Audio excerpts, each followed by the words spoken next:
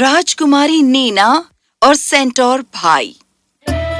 एक समय की बात है, पिरामिड्स के पार था लाल सागर और एक मीनार जो आकाश छूती थी।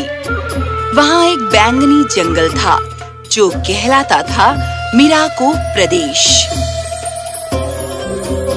मिराको प्रदेश धरती के सबसे सुंदर जादुई प्राणियों का घर था और जिसकी सुरक्षा करता था जादुई बुलबुले का गुम्बद जो उसे बाकी के संसार से दृश्य रखता था। मिराको प्रदेश पर सेंटोर भाई राज करते थे। ये आधे घोड़े और आधे मनुष्य थे। सबसे बड़ा भाई पेगाजेंडर तीनों में सबसे बुद्धिमान और अक्लमंद था। वो राज्य में कानून और व्यवस्था के बारे में सभी निर्णय लेता था, पर उसे बहुत गुस्सा भी आ जाता था। दूसरा भाई डुरालो सबसे ताकतवर था और वो प्रभावी था उस गुम्बद की घुसपैठियों से रक्षा करने के लिए।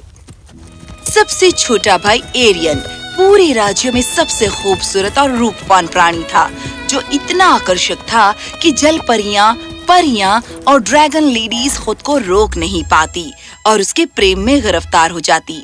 एरियन प्रभारी था जादूगरी का और चमत्कारों का और सुनिश्चित करना कि कोई भी कभी अपना सम्मोहन गलत कार्यों के लिए इस्तेमाल न करे। मिलकर ये सेंटोर भाई इस मिराको प्रदेश पर राज करते थे और ये सुनिश्चित करते थे कि हर कोई सुख और शांति से रहे। जब बसंत आया तो ये समय था जादूगरी की सबसे बड़ी प्रतियोगिता के आयोजन का, जहाँ मिराको प्रदेश के अलग अलग भाग से जादूगर और जादूगरनियां भाग लेने आती थीं।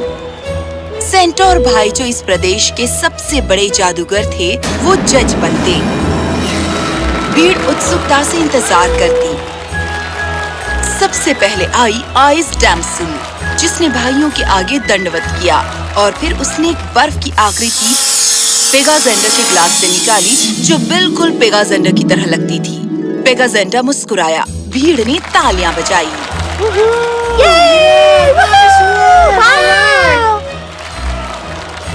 अगला आया एक चलते फिरते पानी के बैरल में जल पुरुष।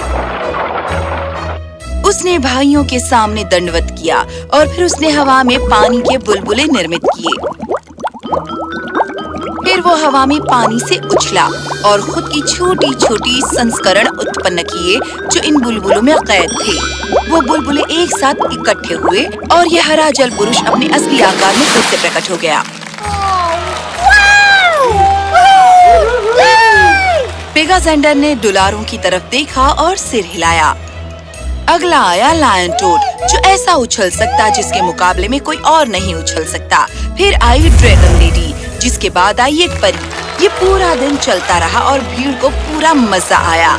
जब अंत में भाई मशविरा करने लगे कि विजेता किसे होना चाहिए, अचानक किसी के पुकारने की आवाज सुनाई दी।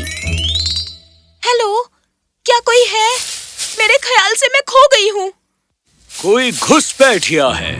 एरियन तुरंत खड़ा हो गया और उसने अपनी जादू की छड़ी निकाली। इससे पहले कि वो कोई सम्मोहन कर सकता, झाड़ियों से अचानक इतनी सुंदर महिला निकली कि वो हतप्रभ रह गया। वो महिला जो एक बहुत सुंदर नीला गाउन पहनी थी, वो एक राजकुमारी लगती थी। मुझे बहुत खुशी है कि मैं देख पा रही हूँ कि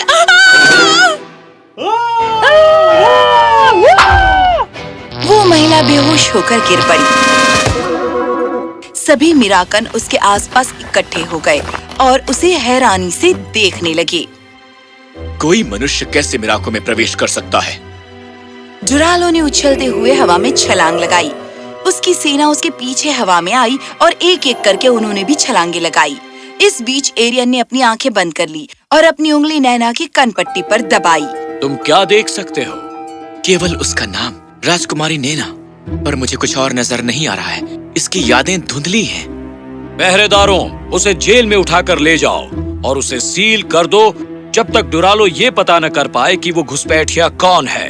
पहरेदारों ने तुरंत ही अपने जादू का इस्तेमाल करते हुए नैना को उठाया और उसे जेल वाले मीनार तक ले गए, जबकि वो बेहोशी में ही हवा में उड़ रही थी। उस रात डुलारो अपने भाइयों के पास वापस आया और उन्हें समझाया कि वो ये पता लगाने में नाकामयाब रहा कि राजकुमारी नैना ने मीरा को प्रदेश में कैसे प्रवेश किया, क्योंकि जादुई गुम्मद चारों तरफ से बंद था। हम इसकी तहकीकात करते रहेंगे, क्योंकि कभी ऐसा नहीं हुआ कि किसी इंसान ने हमारे प्रदेश में कदम रखा हो और हमें पता न चला हो। तब तक ये महिला कैदी के रूप में रहेगी। डुरालो ने सहमति जताई और चला गया, जबकि एरियन काफी चिंतित लगा। उस रात बाद में एरियन अपने जादू से कैद खाने में प्रकट हुआ, जहाँ नैना को रखा गया था। वो लेटी थी और रो रही थी। जब उसने एरियन को देखा तो वो तुरंत उसके पाँव पर गिर पड़ी। कृपया मुझे जाने दो, क्योंकि मैंने कुछ भी गलत नहीं किया और यकीनन कुछ गलत करना भी नहीं चाहती हूँ। मैं यहाँ एक चक्रवात द्वारा लाई गई हूँ, जिसने मेरे पूरे राज्य को तहस नहस कर दिया। मुझे आजाद कर दो अश्व पुरुष। उसे अश्वमानव कहते सुनकर एरियन हंस पड़ा।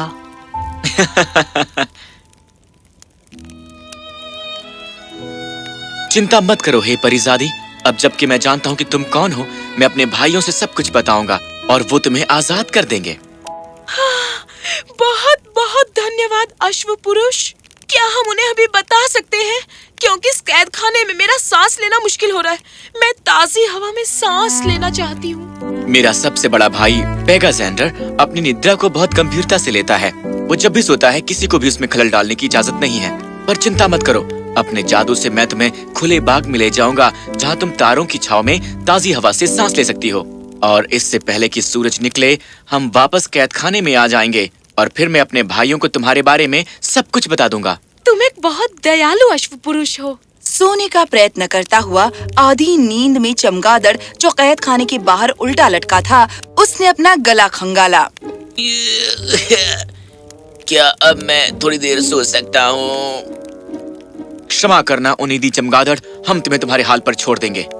एरियन ने अपनी जादू की छड़ी से एक बहुत ही चमत्कारी दरवाजा दीवार में बनाया और दोनों कैद खाने से बाहर गए, हाथ पकड़े हुए। उनीदी चमगादड़ ने बड़बड़ाते हुए अपनी आंखें बंद कर ली। अच्छा हुआ छुटकारा मिला।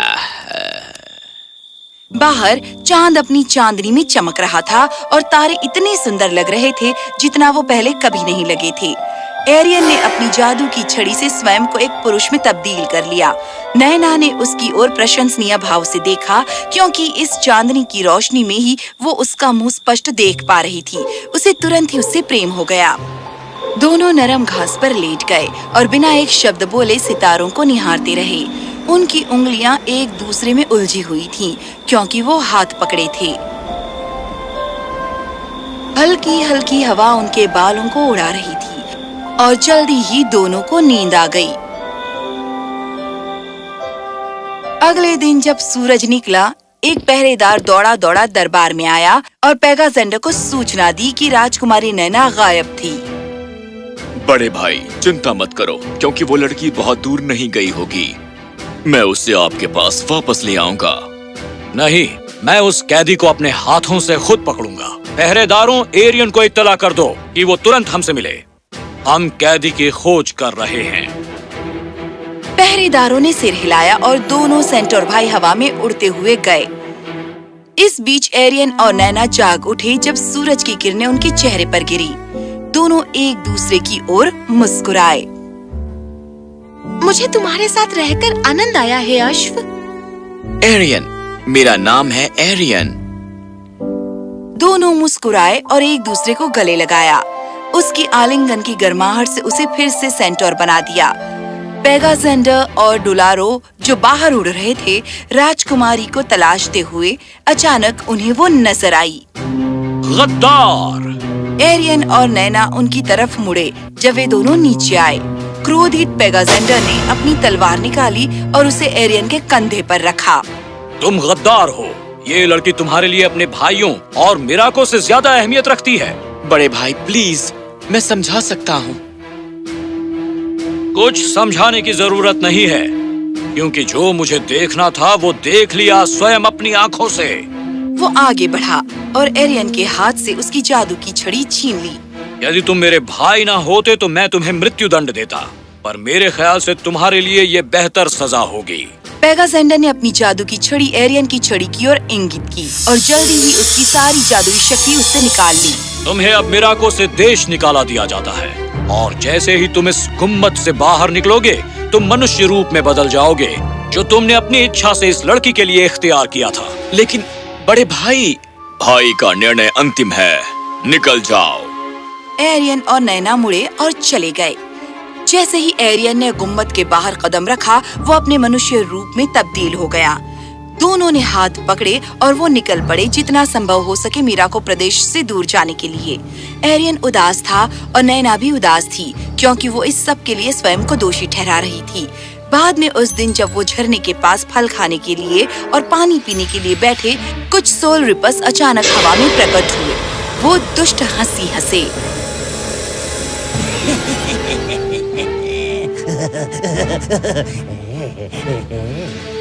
उनका नेता शदोहा उन सब में सबसे दुष्ट सोल रिपर था। एरियन जो सबसे सुंदर सेंटोर था, वो यहाँ मानव रूप में मानव महिला के साथ है। तो ये सच है, तुम्हें मिराको से देश निकाला दिया गया है। नैना एरियन के पीछे छिप गई जब उसने गुस्से में शदोहा की ओर देखा।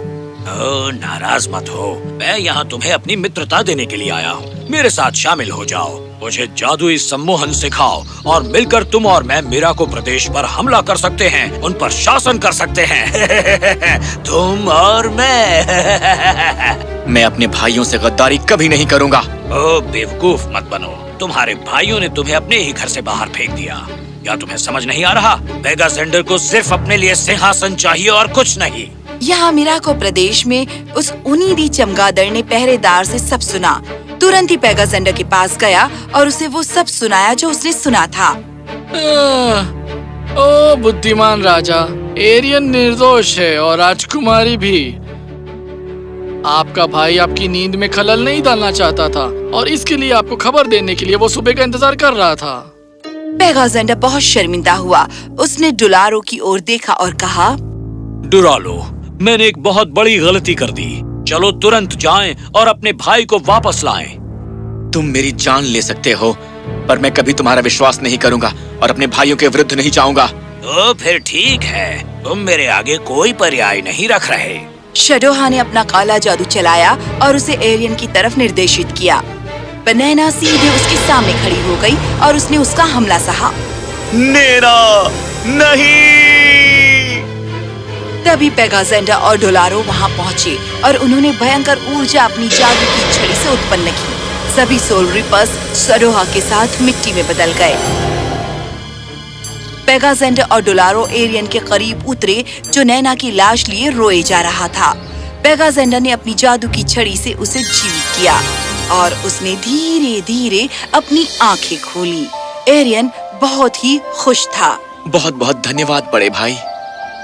मेरा धन्यवाद मत करो नन्हे, क्योंकि ये मेरा दोष है कि मैंने तुम्हें देश निकाला दे दिया, तुम्हें बोलने का अवसर नहीं दिया। आपने वही किया जो एक राजा करता है और इसलिए हम आपको आदर से देखते हैं। पेगाजेंडर और एरियन ने एक दूसरे का आलिंगन किया। मुझे बहुत खुशी है कि तुम अपने भाइयों के साथ फिर से मिल गए एरियन। कृपया मुझे जाने की इजाजत दो। तुम नहीं जा सकती, मुझे तुमसे प्रेम है। मैं भी तुमसे प्रेम करती हूँ एरियन, पर मेरी जगह तुम्हारे साथ नहीं है। मैं एक इंसान हूँ जिसने तुम्हें बहुत तकलीफ दी है। कृपया अपने राज्य में वापस जाओ और अपने लिए एक सुंदर सेंटोर को ढूंढ लो। नैना और एरियन की आंखों से आंसू बह निकले। मेरी तरफ देखो, अब मैं एक सेंटोर नहीं हूँ, मैं एक पुरुष हूँ। महाराज, अपने भाई को अपने साथ ले जाइए, ये मेरी बात नहीं सुनेगा। और उसे नहीं सुननी चाहिए। ये कहते हुए पेगाजेंडर ने अपनी जादू की छड़ी घुमाई चक्रवात के राजा को बुलाने के लिए। पत्ते सरसराने लगे और अचानक एक आकृति हवा के घेरों से घिरी थी प्रकट हुई। ओ महान पेगाजेंडर, मुझे तुमने क्यों बुलाया है? तुम्हारे गुस्से ने राजकुमारी नैना के पूरे राज्य और उनके प्रियजनों को हड़प लिया है। मैं चाहता हूँ कि तुम वो सब वापस लौटा दो जैसा वो पहले था। तुम उनके पिता यानी राजा को भी सूचित करोगे कि वो ठीक है और मेरे सबसे छोटे भाई एरियन से विवाह कर रही है। उनसे कहो कि मैंने उस शानदार विवाह के लिए उन्हें आमंत्रित किया है। चक्रवात राजा ने सिर हिलाया और गायब हो गया। नैना तुरंत ही खुशी में उछली और उसने पेगाजेंडर का आलिंगन किया। पेगाजेंडर शांत खड़ा रहा, भावहीन चेहरा लिए, और वैसा ही एरियन और डुलारो ने किया। मुझे माफ कर दीजिए। पेगाजेंडर ने एरियन को उसकी जादुई शक्तियां वापस कर दी।